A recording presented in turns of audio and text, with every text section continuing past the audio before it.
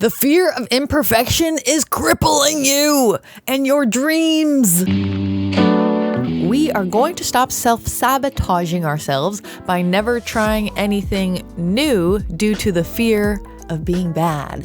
One element that I loved about art school was the fact that I was kind of forced to do art every day. Whether I ended up liking it or not, I had to do it to get shit done.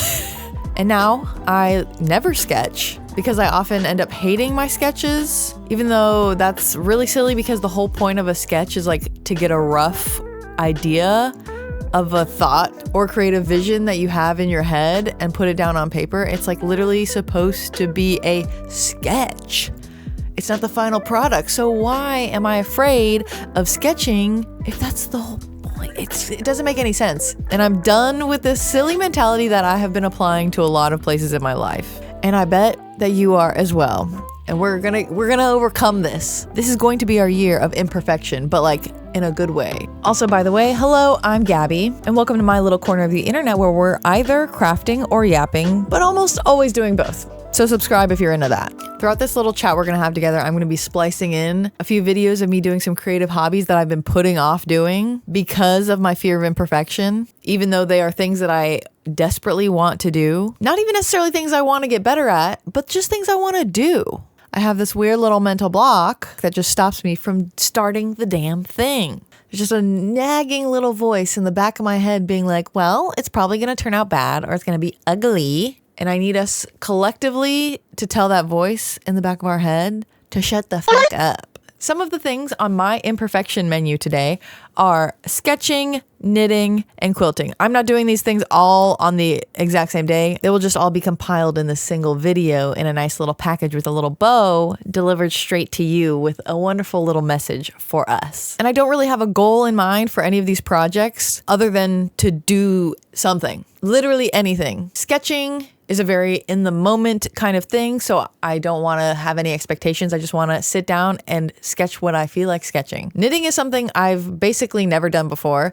So I just want to practice some basic stuff. I'm going to put on YouTube video and just practice some stitches, I guess. No pattern in mind or anything. And quilting is something that I've also been meaning to do for forever because I have so many fabric scraps from years and years and years of sewing. So I'm also just going to start quilting those things together, and one day they will make a thing big enough that I'll turn it into something else, but I'm not going to worry about that today because that's not the point. The point is in the doing and not in the like end goal and letting myself mess up along the way, because at the end of the day, I can either undo it, turn the next page, or anything. There's a million options. And then I will have learned from the mistake that I made. So it's actually a win and not a loss. And that's where I think the core of this like mental shift needs to happen, is worrying more about the journey and not the destination, you know? But it is harder to actually implement that than it is to just like say it, because I can say that all I want. But when I'm going through the journey and I'm like, well, that's bad, that's ugly, I hate that, then that doesn't feel nice. So I'm trying to undo those thoughts. At first, it will take some like actual effort for me to intentionally change those thoughts over, but eventually it should just happen naturally that I think of the like, wow, I'm so glad that I learned this lesson, you know, instead of being like, wow, that's ugly. On top of that, constantly making decisions out of fear, I feel like really does a toll on the nervous system. So like, let's take a deep breath.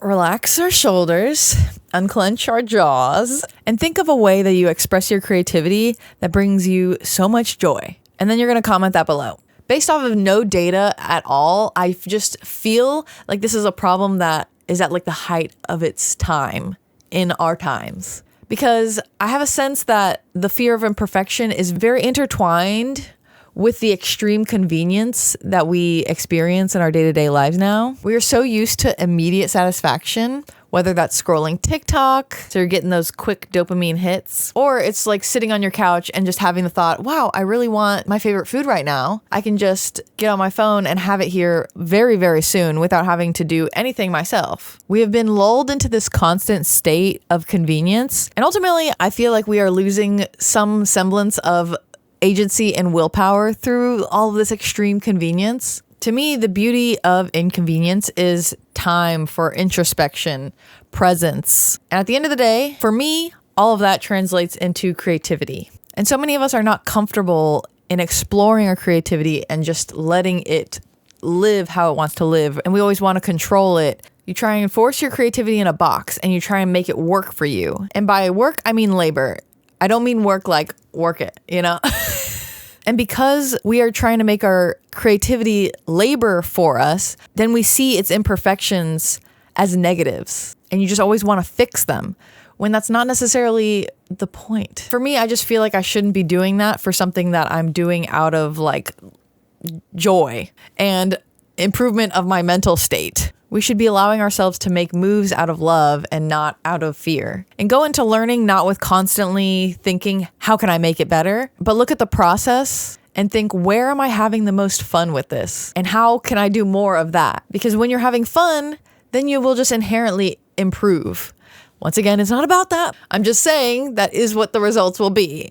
And you'll end up being in a better mental state throughout the whole process as well. In our hyper-capitalist world, we've kind of been brainwashed into being in this improvement mindset with every little bit of our lives. And it requires us to only focus on our imperfections instead of focusing on our strengths or the things that bring us joy. And over time, constantly thinking this and that needs to be improved, that's what your brain is automatically going to start latching onto. And then you'll just see yourself as a project of improvements rather than like a wonderful, beautiful thing that you are. And to practice this little mindset shift, I'm going to give you a little bit of homework. It's really quick, so it won't take that long, I promise. I want you to think of what you would maybe categorize as your favorite failure. For me, this whole YouTube channel that I've got going on right now is the culmination of my years and years and years and years of failure of becoming a YouTuber. So to me, every single time I've tried to make a YouTube channel are all on my list of like top 5 favorite failures, because yes, I have tried to make a YouTube channel at least 5 times minimum. I feel like it's more than 5,